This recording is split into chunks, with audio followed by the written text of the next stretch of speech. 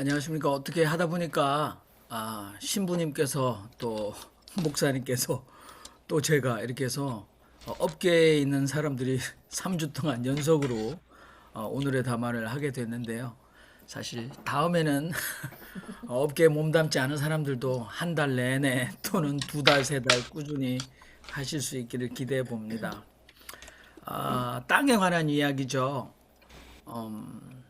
여러분들은 땅 한 평 가지고 계신지 모르겠습니다. 팔레스타인 땅, 척박한 땅입니다.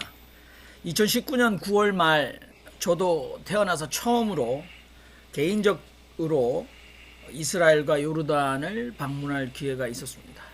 갔다 오고 나서 고민이 참 많았는데 유튜브에 보니까 이 척박한 땅 팔레스타인에서 일어났던 일들을 만화로 그린 게 있었어요. 보니까 고대 원주민이 살고 있었는데 철기 문명을 가진 가나안 부족들이 쳐들어와 땅을 뺐습니다.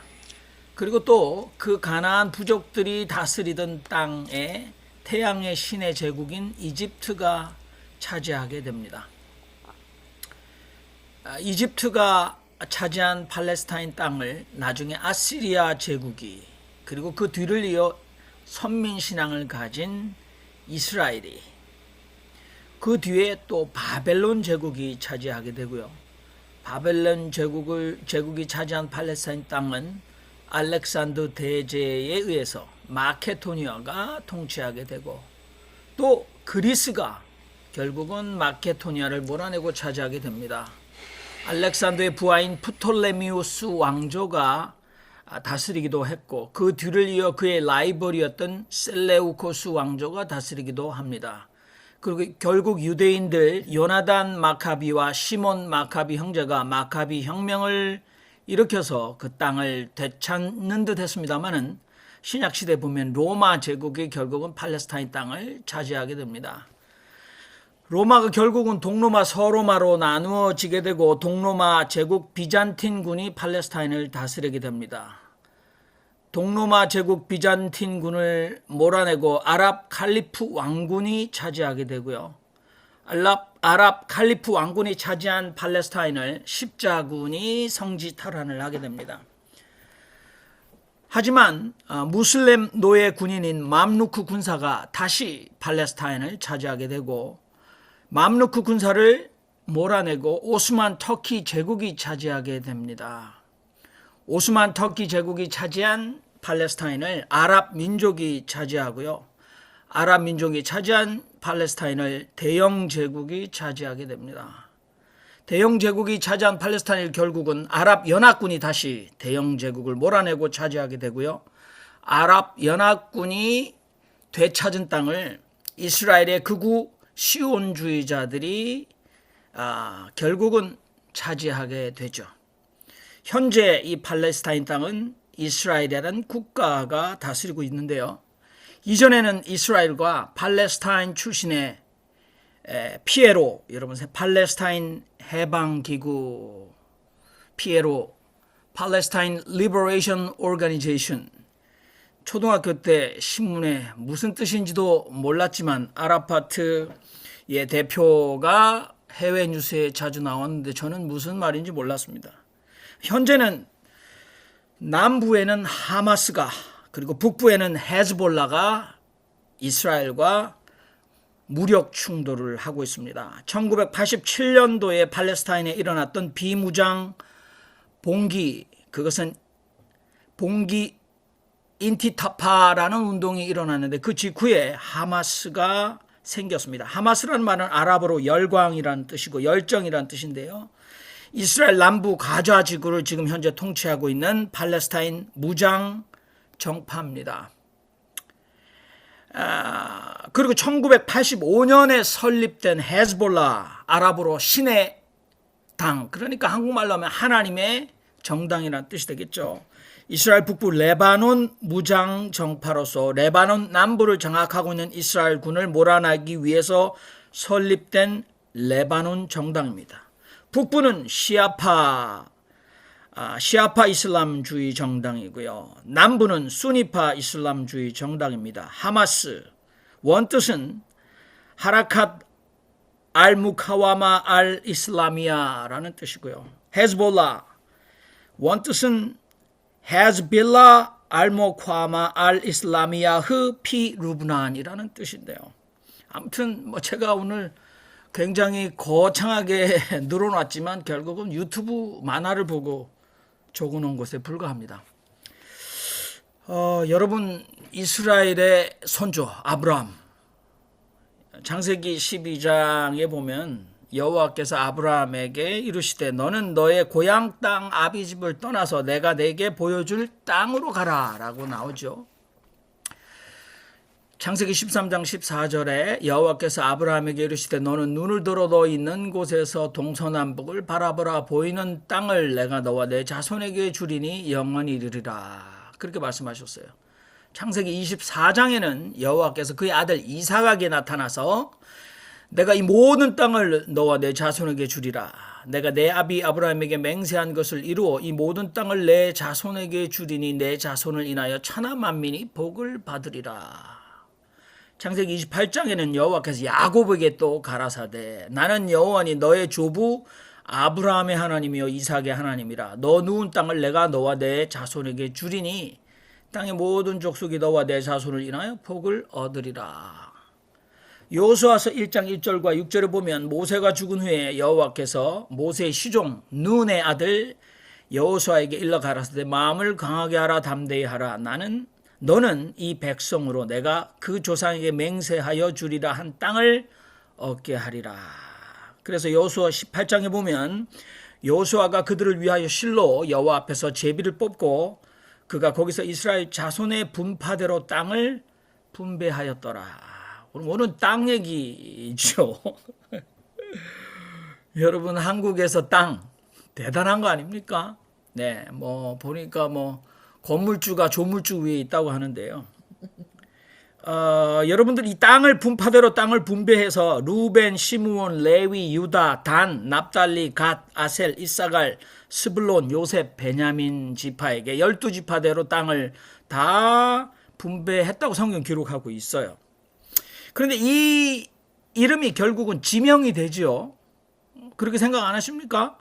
이게 사람 이름 야곱의 12아들 이름이었는데 지명도 되죠. 마태복음 4장 12절 이하에 보면 예수께서 요한의 잡힘을 들으시고 갈릴리로 물러가셨다가 나사렛을 떠나 스불론과 납달리 지경 해변에 있는 가버나움에 가서 사시니 이는 선지자 이사야로 하신 말씀을 이루려 하심이라. 일러스되 스불론 땅과 납달리 땅과 요단강 저편 해변길과 이방의 갈릴리요. 그러니까 여기 스불론 납달리는 12아들의 이름이었지만 땅이에요. 그죠?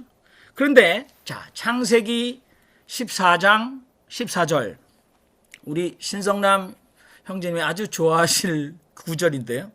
아브라함이 그 조카의 사로잡혔음을 듣고 집에서 길리고 연습한 자 380인을 거느리고 단까지 쫓아갔다 이렇게 되어 있어요.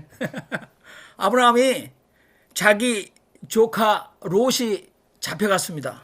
그래서 열받아 가지고 사병 380명을 거느리고 어디까지 쫓아가서 조카를 구치려고 하냐면 단까지 갔어요.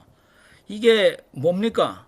아브라함이 이삭을 낳기도 전에, 이삭이 야곱을 낳기도 전에, 야곱이 12아들을 낳기도 전에, 요셉이 이집트의 총리 대신이 되기도 전에, 요셉을 알지 못하는 세 왕의 애굽을 다스리기도 전에, 레위 족속 중 한 사람이 레위 여자에게 장가들어 잘생긴 아들 모세를 낳기도 전에, 모세가 죽은 후에 모세의 수종자 눈의 아들 여호와서에게 여호와께서 모든 이스라엘 자손들을 실로에 모아 제비를 뽑아 분파대로 땅을 분배하기도 전에 어떻게 아브라함이 단이라는 땅까지 쫓아가서 소돔에 거주하던 조카 롯을 엘람 왕, 고임 왕, 시날 왕, 엘라살 왕의 손에서 조카 롯과 그의 재물과 부녀와 친척을 다 찾아왔다고 성경은 기록하고 있는가? 어떻게 아시겠어요?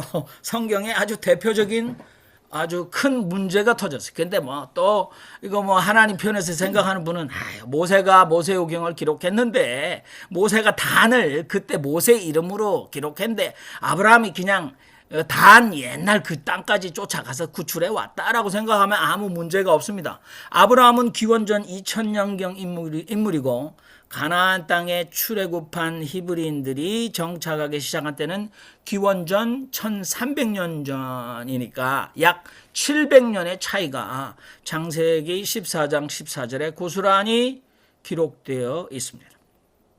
더더구나 이스라엘 백성들이 가나안을 정복할 때 여리고성을 탈환했습니다. 엿새 동안 한 바퀴씩 돌고 7일째 7번 돌고 나팔을 불고 큰 소리를 외치니 여리고성이 무너졌다고 기록하고 있는데요. 제가 대학생 때 지금으로부터 거의 30년 전에 구약 개론을 배울 때 총신대학에서는 나팔과 함성의 이 음파 파장이 힘이 세가지고 성곽이 무너졌다 그렇게 배웠고 저는 할렐루야 아멘 그렇게 응답을 했는데요. 지금 과학적으로 그게 꽹가리 사람 함성으로 여리고성이 무너졌다? 그럴 필요도 없습니다. 고고학적 연구 결과에 의하면 여리고성은 이스라엘이 정복하기 200년 전에 기원전 초 500년에 이미 초토화되어서 다 무너지고 없었다는 것입니다. 그러니까 이스라엘 백성이 가나안 땅에 들어갈 때는 여리고성은 흔적도 없었다는 거죠. 요거 과학적 사실입니다. 기원전 1300년 팔레스타인은 이집트 지배하에 있었어요. 아까 제가 말씀드렸던 철기 문명을 가진 가나안 족속이 고대 원주민을 몰아내고 팔레스타인을 차지하고 있을 때 태양의 제국 이집트가 나타나서 삼켰는데요. 근데 이집트의 지배가 느슨해질 때 소도시 국가들이 영주들을 세워가지고 임자 없는 땅 팔레스타인을 차지하기 시작했고요. 해양 민족들의 침공으로 이집트가 무력화되면서 여러 민족들의 이동이 시작되면서 그 당시 여리고를 비롯한 팔레스타인 땅은 누구든지 가서 깃발만 꽂으면 자기 땅이 되었던 때입니다. 지중해 연안의 블레셋과 요단 동편의 모압이나 암몬 등이 이 무렵 국가체제로 먼저 정착했고 이스라엘은 제일 늦게 가나안에 들어와서 남들이 다 차지하고 남은 척박한 중앙산악지대의 쓸모없는 땅에 겨우 정착했을 뿐이라는 겁니다. 그러나 민수기 13장 27절은 정탐꾼들이 모세에게 보고하여 가로되 당신이 우리를 보낸 땅에 간즉 과연 적과 꿀이 그 땅에 흐르고 이것은 그 땅의 실관이다 라고 말하면서 포도송이가 얼마나 큰지 달린 가지를 베어가지고 막대기에 끼워서 두 사람이 포도 한 송이를 메어왔다. 이것은 우리가 어떻게 이해해야 합니까? 그것은 신앙 고백이라는 거죠. 제가 얼마나 시간을 썼나요? 많이 썼어요. 많이 썼죠. 예, 자 이제 그만 마무리하겠습니다. 3분 안에 마무리돼야 될 것 같은데요. 여러분 가수 조용필의 데뷔곡 돌아와요 부산항에 이 노래가 공전의 히트를 치면서 제1동포의 고국 방문이 활성화됐다고 합니다. 대만 가수, 일본 가수는 물론 외국 가수들 20여 명이 이 돌아와요 부산항해를 리메이크해서 부를 정도로 조용필하면 돌아와요 부산항해. 저도 부산 출신이라 5,6도를 보고 자랐는데요.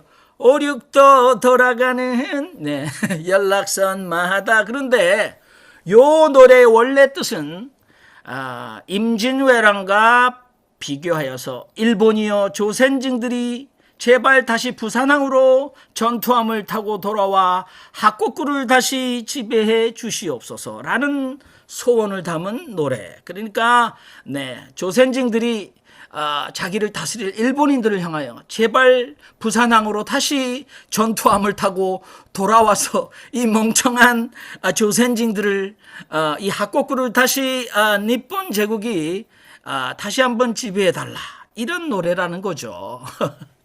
네, 성경은 이렇게 해석하기 나름입니다. 여러분들은 이 해석에 대해서 어떻게 생각하시는지요?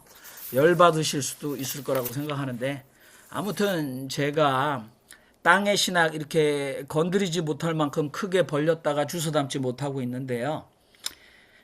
우리는 이 에스테이트 또는 프로퍼티가 하는 땅에 대한 여호와의 말씀을 어떻게 받아들여야 하고 오늘날 우리는 어떤 의미를 이 성경을 읽으면서 발견할 수 있겠는가? 그게 저의 고민인데 여기 이 정도로 하고 마치도록 하겠습니다. 감사합니다.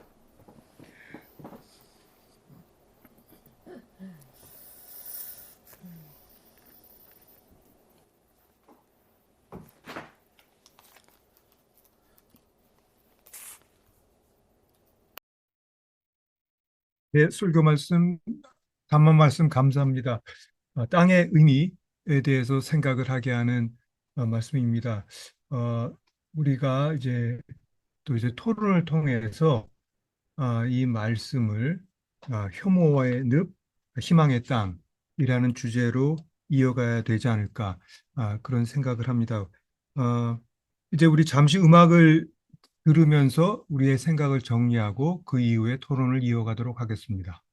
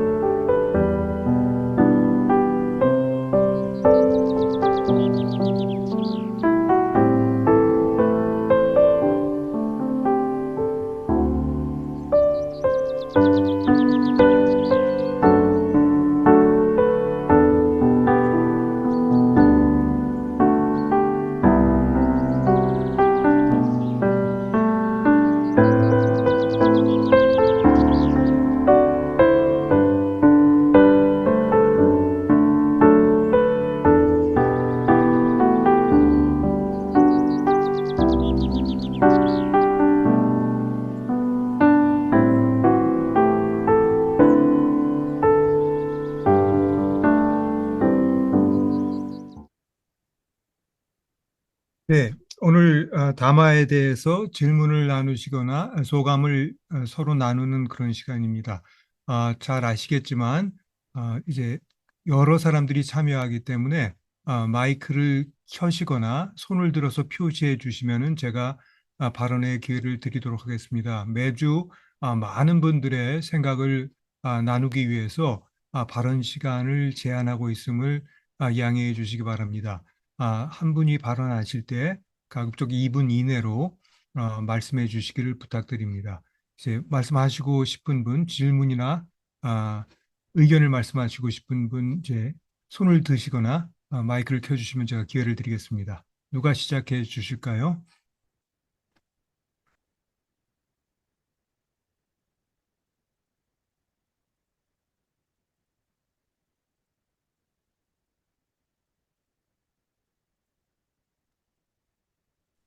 예, 방송사고를 막기 위해서 제가 또 먼저 시작을 하겠습니다.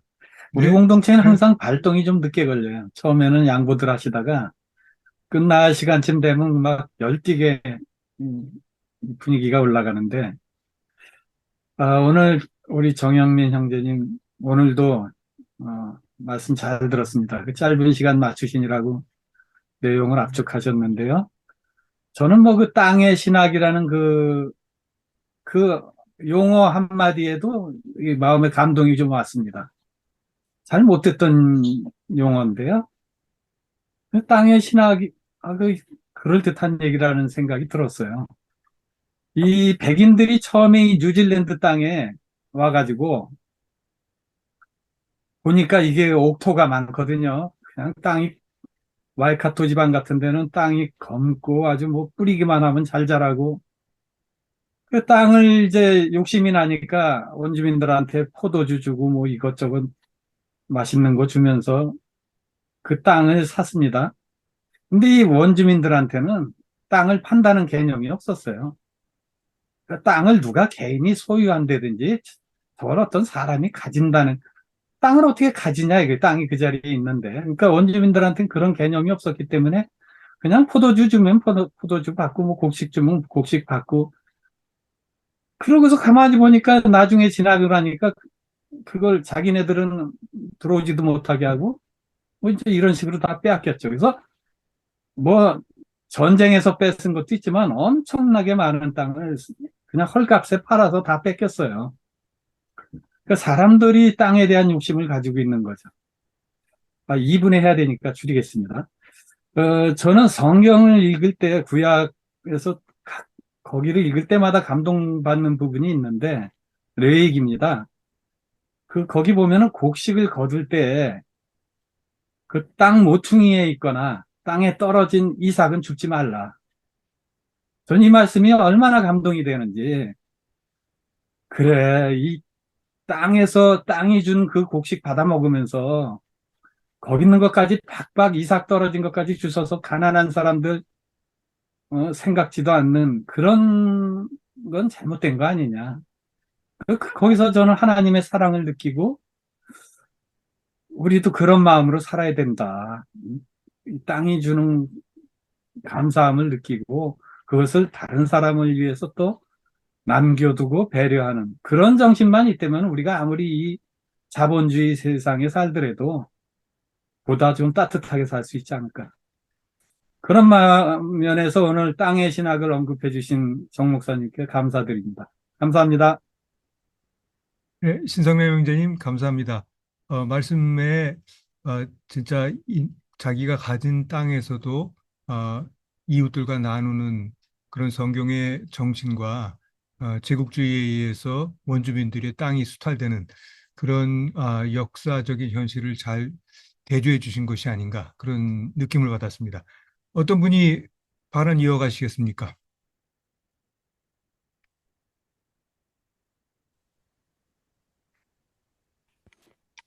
예, 다른 분이 예, 얘기하는 분이 없어서 예, 지성수 형제님. 공감을 메꾸기 위해서 말씀드리면 저는 오늘 정영민 형제님 담화를 들으면서 그 깐죽 신학이라는 것도 하나 있어야 되겠다 그런 생각이 들었습니다. 깐죽까지 되는 깐죽 신학이라는 말이 하나 있으면 좋겠다 그런 생각이 들었습니다. 그래서 깐죽 되면서 이제 본질을 찾아가는 그런 느낌 받았고요. 여기서 저는 이렇게 생각이 됐습니다. 그 땅이라고 하는 것은 결국 그 당시에 뭐 지금도 그런 부분이 있지만 모든 것이 아니겠는가. 그게 단순히 땅이 흙을 말하는 거였겠나. 고대 시대에는 뭐 땅이 모든 것. 그러니까 그 땅을 주겠다는 건 모든 것을 주겠다. 땅은 곧 모든 것이 아니었나. 이런 생각이 들고요. 그리고 이런 땅 얘기하니까 결국 땅은 어디로 가냐면 끝에서 신현으로 가거든요. 구약에 보면 신현 제도로 가죠. 그래서 어떻게 연관이 되냐면 저희 어렸을 때 그 땅 따먹기들 다 해보셨죠? 동그랗게 그려놓고 처음에 한 뼘 이렇게 손으로 이렇게 해서 시작을 하잖아요. 처음에 동동하게 시작을 하잖아요. 똑같이 자기 뼘으로. 근데 하다가 보면은 어떤 사람은 많이 차지하고 어떤 사람은 조금 이렇게 되잖아요. 그러고 난 다음에 이제 게임 끝나면 싹 지우고 다시 시작하잖아요. 이 세상에 우리들 인간들은 단능력의 차이가 있고 조건의 차이가 있고 그렇기 때문에 똑같이 시작한다고 하더라도 하다가 보면은 굉장히 격차가 벌어지잖아요. 그 어쩔 수 없는 격차를 성서는 희년이라는 제도를 얘기하면서 다시 시작하도록 하는 그런 것을 가르쳤죠. 물론 한 번도 실천은 되지 않았습니다. 우리의 이제 이데아죠. 영원한 이데아고 그렇게 하라고 하는. 그래서 그 땅은 결국 난 희년으로 땅을 준다 하는 것으로 끝나는 것이 아니라 그것을 희년으로 완성하라고 하는 하나님의 어떤 메시지가 의미가 있지 않을까 저는 이런 생각을 해봤습니다. 이상입니다. 네, 지성수 형제님 감사합니다. 오늘 말씀을 희년의 역사로 이어주셨습니다. 양보영 자매님 말씀 이어주시죠. 네,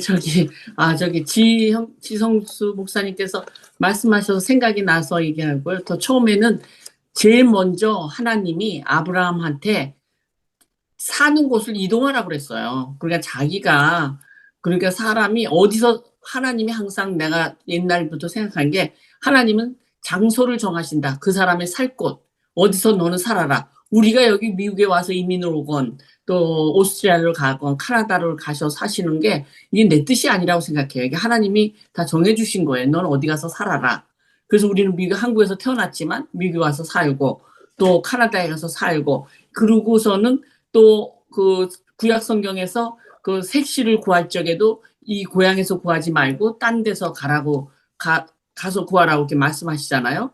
그리고 또 가만히 보면 우리나라는 태어날 적에 그 시가 중요하지만 그 외국 같은 데서 별자리가 굉장히 중요해요. 그래서 사람이 어디서 태어나는가에 따라서 팔자가 정해져요. 근데 예수님도 거기 나사렛 거기서 태어나시게 하신 것도 그거가 굉장히 장소가 중요한데, 그래서 저는 장소가 중요하다 그러고 이 땅을 갖다가 한국에서는 막 옛날에 외국 사람들한테 땅을 안 팔았잖아요. 집을요. 막 집 가져가면 큰일 난다고 생각해갖고 막 절대 외국 다 땅을 뺏기는지 알고 중국 사람이나 요새는 그게 오픈돼 있을지 모르지만 제가 있을 때만 해도 외국 사람이 중국 사람한테도 땅을 못 사게 했어요. 중국 타운 요거 조금만 정해주고 절대 딴 데도 땅을 못 사게 했는데, 이 미국 같은 경우를 와보니까 땅을 외국 사람한테 다 사가라 그래. 영주권 없는 사람들도요, 다 사라 그래. 왜 그러냐면은 그래갖고 일본을 망하게 한 나라가 미국이에요. 1990년대에 맨하탄에 좋은 빌딩을 다 사라 그래갖고 그때 일본이 흥할 때 그 맨하탄에 그 커다란 빌딩들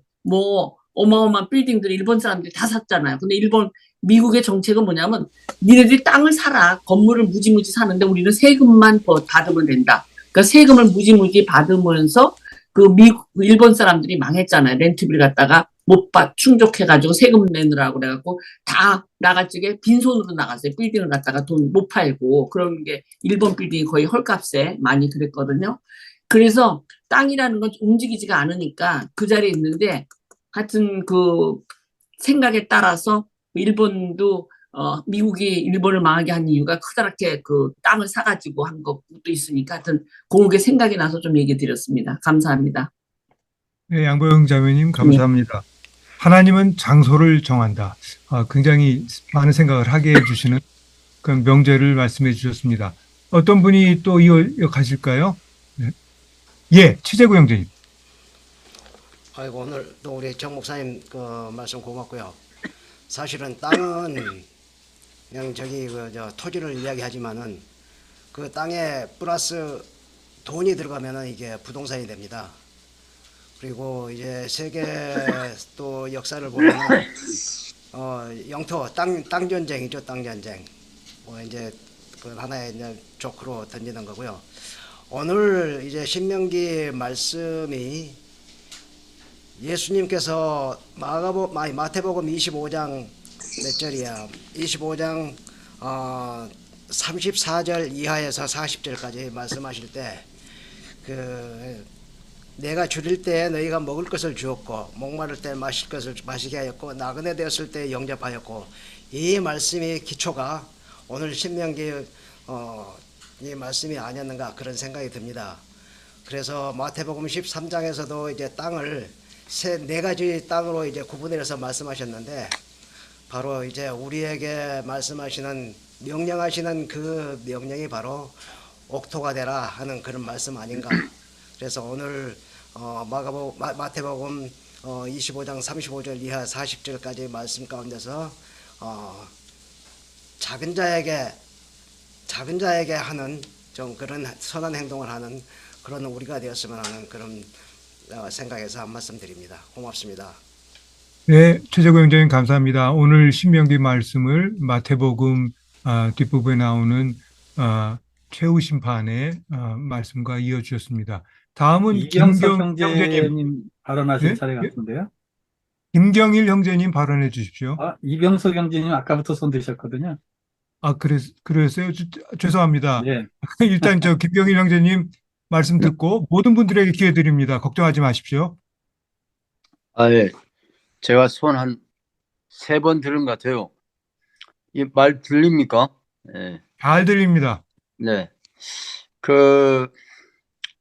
제가 1982년도에 이제 성공회 대표이면서 한국기독청년협의회 NCC 밑에 EYC라고 하는 이제 대표로 유재문 지금 목사인데 그 친구가 둘이서 그 친구 예장 대표로 예수교 장로교 대표로 일본에 갔었어요. 근데 그때 82년도니까 전두환 초기죠. 근데 그때 그 엄혹한 시절에 왜 일본을 가게 되냐면은 이제 세계 무슨 미국 대표, 카나다 대표 남미, 브라질 대표 이런 쪽이 이제 국제적으로 기독 청년을 대표해서 모여가지고 한국의 민주화를 어떻게 도와줄 것인가. 그거를 이제 같이 의논해 보자 해서 한 20일 정도 일본에 체류하면서 일본 전역을 돌면서 제일교포 청년들 뭐 그때 다 만났어요. 만났는데 그 뿌리 뽑힌 제일교포들 그 현실을 일본 가서 처음 알게 된 거예요. 그때는 뭐 하여튼 막 좋아서 이제 뭐 국제적으로 다 모였으니까 막 그냥 여행하듯이 갔는데 돌아와가지고 그 제일교포들의 그 가슴 아픈 얘기를 이제 집에 와서 이렇게 정리를 해봤습니다. 근데 그 당시에 이제 서경식, 서준 형제인가 하여튼 두 사람 그 감옥 생활 길게 하고 있었고 제일교포들 간첩으로 몰아가지고 그냥 북한 갔다 왔지 뭐 이런 식으로 해서 이제 일본에서는 전혀 그게 남북의 어떤 그런 그 경계선이 없어요. 일본은 보니까 일본 사회는. 근데 그 한국에서 못 살고 일본까지 가서 거기서 일본 사람에게 그토록 그 심한 차별을 겪고 있는 그 일본 제일교포들을 또 한국에서 또 간첩으로 몰아가지고 몇십 년씩 살리는 거예요. 감옥을. 근데 그렇게 그 일본 놈들한테도 핍박을 당하고 한국에서도 간첩으로 몰려서 그 똑똑한 사람 한국으로 다 유학 보냈는데 걔네들 다 간첩으로 만들고 그런데도 불구하고 일본의 그 제일교포 사회에서는 일본 사람한테 너무 부끄럽다. 우리가 이렇게 남북이 이렇게 또 표가 갈라져 가지고 막 이렇게 싸우는 모습 이걸 보기 너무 부끄럽다 하면서 핍박을 받는 우리가 어떻게 하면 한국의 통일에 기여할 수 있겠나 이런 얘기를 하고 있더라고요. 그래서 저는 제일교포들이 정말 한국의 통일을 위해서 그런 지옥 같은 차별을 견디면서 또 그렇게 한국이 서로 통일되기를 바라는 그 염원을 듣고 온 거예요. 저도 참 그때 사회의식이 저도 생겼다고 생각합니다. 오늘 땅 얘기를 들으니까 그 제일교포들이 몰려서 여기서만 놀아라 여기서만 살아라는 그 우토로에서까지 또 재판 붙어가지고 쫓겨나는 과정을 막 그걸 견디고 그걸 재판하고 또 한국에서 돈 모아서 갖다 주고 그런 모습 또 그 제일교포들이 가진 그 학교 그나마 민족의식을 가르치고 한국말을 가르치는 그 학교를 어떻게 없애려고 하는 그 일본 놈들 그걸 좀 오늘 같이 한번 좀 느껴봤으면 좋겠습니다. 뿌리 뽑힌 우리 제일교포들 감사합니다. 김경일 형제님, 감사합니다. 오늘의 주제를 가지고 저희 제일교포들이 겪었던 그런 역사를 상기시켜 주셨습니다. 감사합니다. 오늘 새로 오셨는데요. 이병석 형제님 발언해 주십시오. 환영합니다. 네, 안녕하십니까. 저 미국에 있는데요. 오늘 신명기 말씀을 들으면서 처음에는 어떻게 전하실까 궁금했었거든요. 저희들 이 신명기 말씀을 듣다 보면 저는 어렸을 때 저희들 시골에서도 비슷한 걸 했던 걸로 기억해요. 농사를 짓다 보면 땅의 일부를, 농작물 일부를 남겨두고 과일을 먹다 보면 과일의 유실수를 좀 남겨두는 그런 전통이 있었던 것이 이스라엘 사람들에게도 있었던 거고 우리 한국 사람들도 있었던 그러한 마음이 아니었는가 하는 생각도 해봤고요. 그리고 또한 땅이라고 하는 의미가 이스라엘 말로 헬라어가 맞나요? 저기 그 에레츠라고 하는 말이었잖아요. 헬라어가 아니라 저기 히브리어. 이스라엘어로 히브리어로서 에레츠라고 하는 말인데 에레츠라고 하는 그 의미에서 보면은 유랑민으로 살고 유목민으로 살고 있는 이스라엘 사람들에게는 땅이라는 것이 너무나 중요한 존재였을 거라는 생각을 해요. 왜냐하면 땅이라는 것이 없었기 때문에 그들은 떠돌이 생활을 했던 거라는 생각을 하고 있거든요. 그랬기 때문에 그 사람들에게 주어진 땅이라고 하는 존재는 아주 귀하게 여겨지고 그 사람들에게 정착할 수 있는 거, 그들이 찾아가고 싶어 하는 거, 그리고 찾아지는 거를 꿈꾸는 것이 이 사람들에게는 땅이 아니었나 하는 생각을 해보게 되고요. 성경에도 그런 말씀을 하잖아요. 천국은 침노하는 자의 것이라고 하듯이 우리가 여기 땅의 역할도 그러한 느낌이 들어요. 우리가 하나님의 나라를 우리가 천국은 침노하는 자의 것이라는 것처럼 우리가 노력하고 저기 하는 것이 아니라 하나님께서 우리에게 주는 거지만 그런 생각을 해봤어요. 에레츠라고 하는 이스라엘 사람들에게는 아마도 더더욱이 그 땅이라는 의미가 규정한 의미가 아니었던가를 생각해 볼 수 있고 거기를 더불어서 우리가 이거 생각할 때 한국에서 생각하는 거나 미국에서 생각하는 땅의 의미와는 좀 다른 의미가 아닐까 하는 생각을 해봤습니다. 네, 감사합니다. 역사적인 배경 맥락에서, 민족적인 맥락에서의 땅의 특별한 의미를 지적해 주셨습니다. 최요한 형제님 부탁드립니다. 예, 정영민 형제님 오늘 말씀 잘 들었습니다. 땅의 신학까지는 잘 모르겠고요. 저는 오늘 본문 말씀 신명기 24장을 보면서 땅은 원래 주인이 없다. 따라서 내 땅, 내 소유라는 것은 없는 것이다. 그렇기 때문에 너희들은 하나님께 전폭적으로 의지해야 한다라는 말씀을 읽혔습니다. 본문 말씀은 사용자의 윤리, 지금은 자본가겠죠. 그리고 노동의 윤리, 그리고 사람이 살아가는 삶의 윤리에 대한 말씀인 것 같습니다. 그렇게 확장시키면은 이 땅이라는 것은 내 것이 아니고 땅을 통해서 소유가 많아지면은 나눠야 된다는 이야기인데 대한민국의 부동산 업자를 비롯한 땅 투기하는 인간들은 다 하나님께 벌 받을 겁니다. 따라서 나중에 우리 한반도가 통일이 되면은 이 땅에 대한 윤리를 새롭게 만들어야 되지 않을까. 예, 부동산 투기는 없애야 되고 땅은 공공이 소유하도록 만들어야겠다라는 의지를 오늘도 다시 가집니다. 감사합니다. 네, 최요한 형제님 감사합니다. 현대적인 의미의 땅의 윤리를 말씀해 주셨습니다. 박선배 형제님. 예. 오늘 정영민 형제님 혐오의 제목이 혐오의 늪, 화해의 땅이에요. 그래서 이 말씀 제목을 들으면서 어떻게 전개될까 상당히 고민했었고, 저는 오늘 담화를 들으면서 이런 생각이 났었습니다. 선교사가 원주민이 사는 곳에 왔었을 때 선교사 손에는 성경을 갖고 있었다. 그들이 와서 기도하자고 해서 같이 기도를 했는데 원주민 손에는 성경이 있었고 선교사 손에는 땅이 있었다. 땅 문서가 있었다. 이렇게 했던 어떤 책에서 읽은 적이 있었는데요.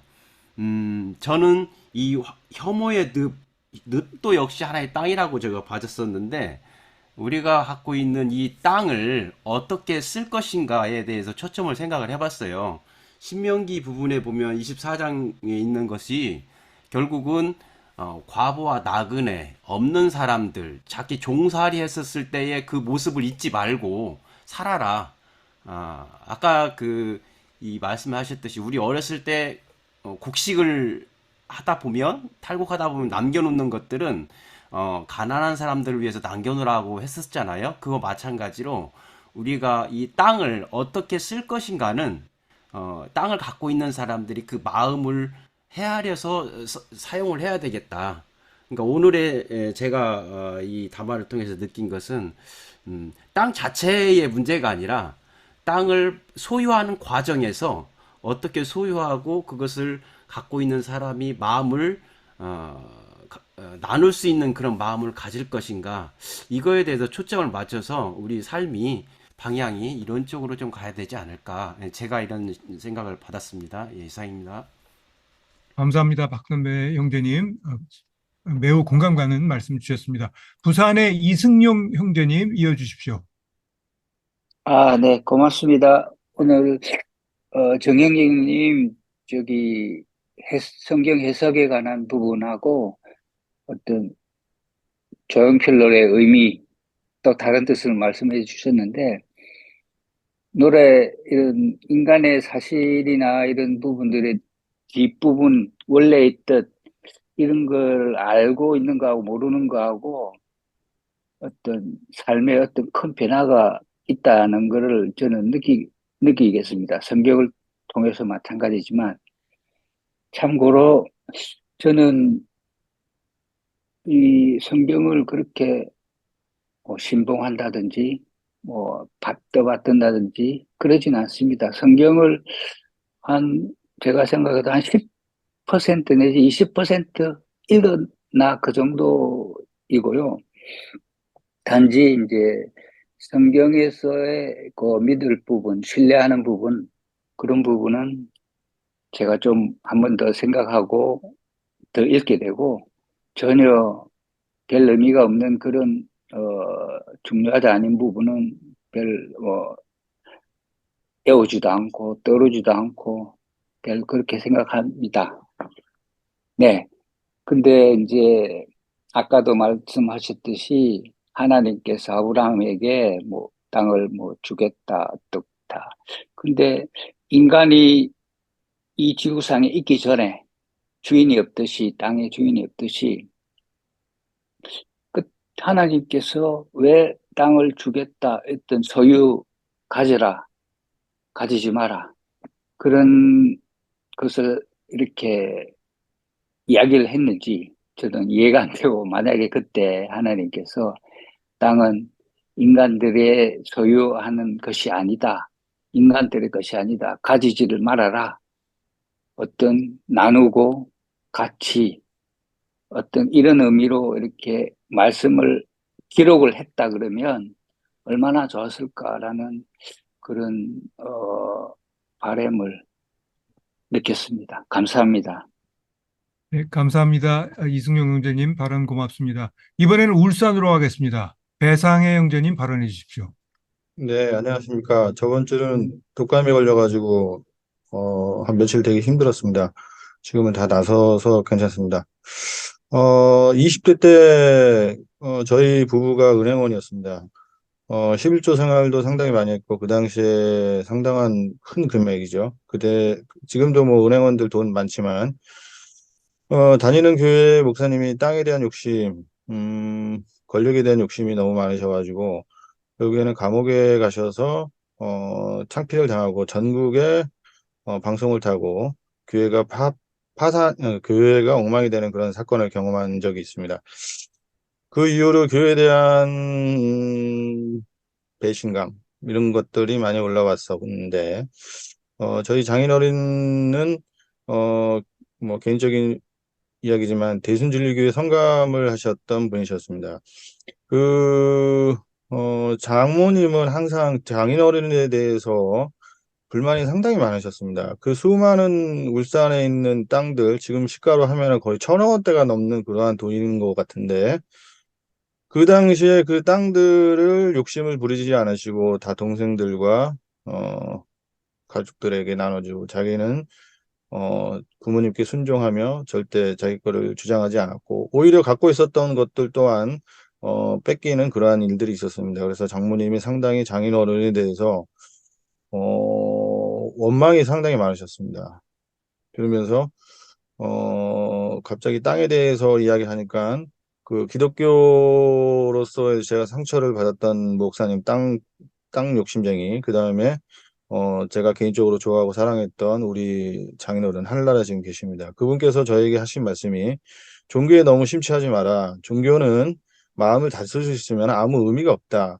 그리고 자네가 믿는 하나님은 온 우주의 하나님이지 자네만의 하나님은 아니다라는 그러한 진리의 말씀을 가르쳐 주셨습니다. 그리고 돌아가실 때 저에게 옷 3벌과 잠바 1벌만 남기시고 평화를 유지하면서 가셨습니다. 그래서 오늘 이 땅 이야기를 통해서 사랑하는 장인어른을 다시 한번 감사하게 생각하고 그 정신을 이어받아서 저 또한 땅통이 일은 하지 않고 주님이 주시는 대로 먹고 살고자 합니다. 이상입니다. 네, 배상혜 형제님 정말 고마운 말씀 감사합니다. 지금 말씀을 들으면서 정영민 형제님이 구체적으로 설명을 하지 않고 우리더러 생각을 하라고 좋은 주제를 던져주신 것 같은데 정말 그 배상혜 형제님의 장인 어르신 같은 분처럼 살면은 우리의 땅이 희망의 땅이 되고 그 목사님처럼 욕심을 부리면 혐오의 늪이 되는 게 아닌가 그런 생각을 하게 됩니다. 한 분, 두 분 정도 더 발언할, 예, 한 분만 더 해야 되겠네요. 어떤 분 발언하실까요? 제가 기왕에 한 분 더 받는다고 했으니까 꼭 받도록 하죠. 이동규 형제님 부탁드립니다.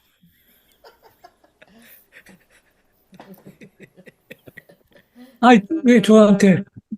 저는 오늘 늦게 들어와서 그런지 그 상황 파악을 못하였습니다. 정영민 목사님 담화 열심히 들었고 나머지 분들 들었는데 어떻게 저런 얘기를 들었고 저렇게 깊은 얘기를 하시는지 많이 그냥 감흡했고 오늘 저는 뭐 그래서 뭐라고 그 담화에 대한 소감은 없고요. 아둘람 운영이 상당히 훌륭하시고 박정희 교수님께서 진행을 너무 잘하시고 계시는구나 그런 거 깨달았습니다. 여기까지 하겠습니다. 죄송합니다. 오늘 시작하기 전에 제가 아까 전화 드렸습니다. 예. 이제 토론은 다 마치신 것 같습니다. 더 이상 손을 드시거나 마이크를 켜신 분은 없으니까 이제 오늘 말씀을 주신 정영민 형제님께 이제 추가하시거나 정리하고 싶은 말씀 있으시면 하시고 그 다음에 축도로 맞춰주시기를 부탁드립니다. 예, 감사합니다. 사실은 이제 빨리 하겠습니다. 이게 뭐 다 오늘의 담화 2가 나와가지고 이러면 정말 안 되잖아요. 저는 그 성경에서 땅의 신학에서 땅은 세상을 향한 하나님의 뜻이 드러나고 구체화되는 공간인데 그 땅 없는 사람, 땅을 독점한 사람, 그래서 이 땅은 풍성한 축복인 동시에 끝없는 유혹이었다. 그리고 성경의 정신은 땅을 차지하는 것은 군사적 폭력이 아니라 신의 뜻에 합하게 살아가는 순종. 그러면 신의 뜻을 거역하고 살면 땅의 상실, 축복의 상실이 벌로 반드시 온다. 뭐 이렇게 우리가 생각을 해야 될 거다라는 결론을 가지고 있었습니다. 그리고 사실은 우리 박정희 형제님께서 아둘람에 오실 때 캐나다 장로교회가 난민 사역하는 것을 소개해 주셨는데 저는 이제 이 문제를 가지고 제가 사실은 그 2016년도에 그 조사를 해봤더니 전 세계에서 난민이 6,350만 명, 그래서 세계 22위 인구를 가진 영국과 비슷한 사람들이 해마다 난민이 되고 지구상에 113명 중 1명은 난민이고 그 다음에 그 난민들은 대부분 미성년자 아이들, 그 다음에 부모, 그리고 이 사람들은 그 86%가 난민의 내전과 인접한 그 저소득 혹은 중산층 국가의 사람들인데 기후학자들은 2050년도가 되면 기후로 인하여 전 세계 인구의 50%가 기후 난민이 될 거다. 저는 신앙을 가졌다고 생각하는 사람들은 어떻게 이웃들과 다른 나라 사람들과 같이 살아갈 것인가라는 고민을 했습니다. 이제 30초만 주시면 그 한국에 성경이 없어도 우리 조상들은 벌레의 생명조차 가볍게 여기지 않아서 뜨거운 물을 버릴 때에 워이 해서 벌레를 먼저 쫓고 뜨거운 물을 뿌렸다고 하더군요. 그리고 동네에서는 10합회, 그래서 10줄로 촘촘하게 짠 집신을 싣고 다녔지만 산길을 갈 때 벌레가 많다고 일부러 촘촘하게 짠 10합회 집신을 벗고 5합회 엉성한 집신을 신고 걸어가서 산에 나오는 벌레가 알을 까고 봄철에 나와도 깔려 죽지 않도록 했다. 그리고 콩을 심을 때는 꼭 새알을 심어서 하나는 벌레에게 또 하나는 새에게 그리고 마지막 하나는 사람의 몫으로 생각했다고 합니다. 펄벅이 한국에 왔을 때 한 농부가 달구지를 끌고 가면서도 자기 보찜을 가득 지게를 지고 가서 이상하게 여기서 물었다고 합니다. 왜 저 농부는 모든 그 짐을 달구지에 싣고 가면 되지 왜 저렇게 자기도 짐을 무겁게 지고 갑니까? 그랬더니 펄벅에게 답변한 분이 한국에서는 흔한 일입니다. 너무 많은 짐을 소에게 지우지 않고 나누어 지는 것입니다. 우리 조상들은 이렇게 갸륵한 마음을 가지고 살았다고 합니다. 기도하겠습니다. 이제는 우리 주 예수 그리스도의 은혜와 하나님 아버지의 극진하신 사랑과 성령의 교통감화 충만하심이 오늘도 이 지상에서 신앙인으로 살아가는 저희들에게 땅으로 인하여 끝없는 유혹을 물리치고 풍성한 나눔과 화해의 축복의 땅으로 살고자 하는 의지를 우리에게 충만케 하시기를 간절히 바라옵나이다. 아멘.